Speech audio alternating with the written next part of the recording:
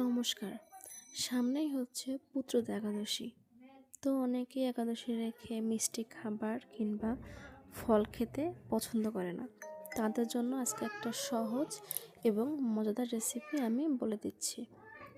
তো এখানে আমি ছোট ছোট করে ফুলকপি, আলু, কিছু আদা কুচি এবং কিছু কাঁচা লঙ্কা করে নিয়েছি।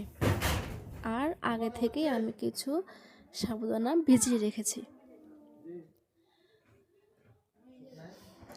তো আলু, ফুলকপি, আদা কুচি, কাঁচা লঙ্কা এগুলো আমি একসাথে সুন্দর করে লাল লাল করে ভেজে নিব।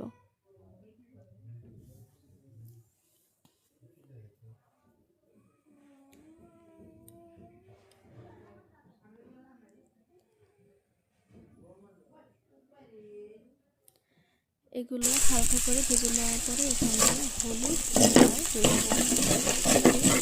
সুন্দর করে ভেজে নেব। এটা কিছুক্ষণ ভেজে নেওয়ার পরে আমি আগে থেকে ভেজে রাখা সাবুদানাগুলো এখানে দিয়ে দিব।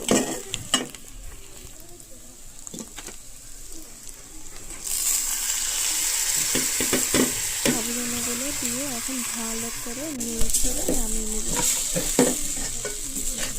ব্যাস হয়ে গেল আমাদের একাদশীর জন্য একদম পারফেক্ট।